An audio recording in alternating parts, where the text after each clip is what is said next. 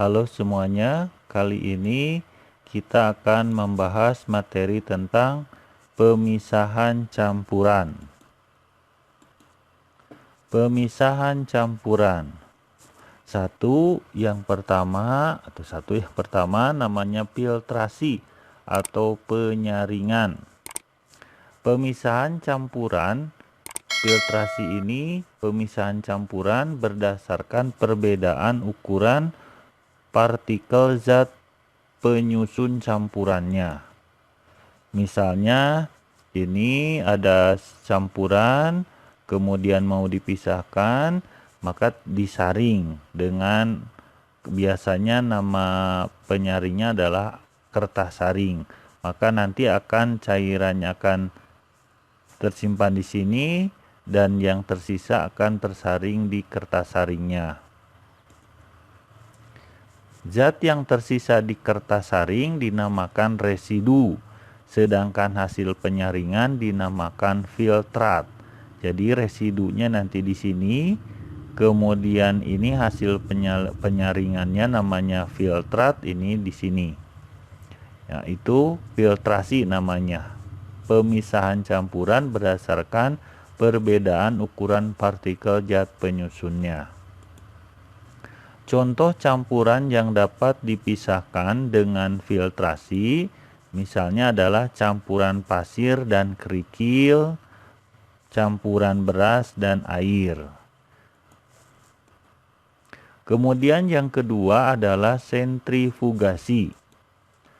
Sentrifugasi adalah pemisahan campuran yang dilakukan apabila partikel padatan yang terdapat dalam campuran memiliki ukuran yang lebih halus dan jumlah campurannya sedikit. Ini metode sentrifugasi. Jadi nanti zat yang akan dipisahkannya di sini kemudian diputar, maka nanti akan terbentuk endapan. Jadi teknik sentrifugasi yaitu metode untuk mempercepat proses pengendapan dengan memberikan gaya sentrifugasi pada partikel-partikelnya. Contoh pemisahan campuran secara sentrifugasi yaitu campuran sel darah, sel darah merah dengan sel darah putih dengan plasma darah. Itu pemisahannya dengan cara sentrifugasi. Selanjutnya yang ketiga adalah distilasi atau penyulingan. Distilasi adalah pemisahan campuran berdasarkan perbedaan titik didih zat penyusunnya. Contoh distilasi adalah pengolahan minyak bumi, pengolahan air bersih dari air laut. Nah, itu adalah termasuk contoh dari distilasi. Nah, ini adalah gambaran pengolahan dari minyak bumi. Minyak mentah dimasukkan lewat ke pipa ini, kemudian nanti dipanaskan, maka di sini berdasarkan suhunya nanti akan terpisah. Di sini tingkatannya gas dari 0 sampai 50 derajat Celcius. Di sini akan terbentuk gas tabung bahan kimia. Kemudian yang kedua, suhu antara 50 sampai 85 derajat ini terbentuk bensin, bahan bakar mobil, kemudian juga untuk plastik dan juga bahan kimia. Kemudian di suhu 85 sampai 105 derajat Celcius ini terbentuk yang namanya kerosin. Ini bahan bakar pesawat jet, bahan bakar pemanas dan juga parafin. Kemudian di suhu 105 sampai 135 derajat Celcius ini ada solar, bahan bakar solar. Ini bahan bakar untuk truk, bus, bahan bakar pemanas sentral. Kemudian di sini di suhu 135 sampai 300 derajat ini terbentuk minyak berat atau minyak pelumas, contohnya lilin, pelapis lilin, pemoles, kemudian juga bahan kimia yang lain.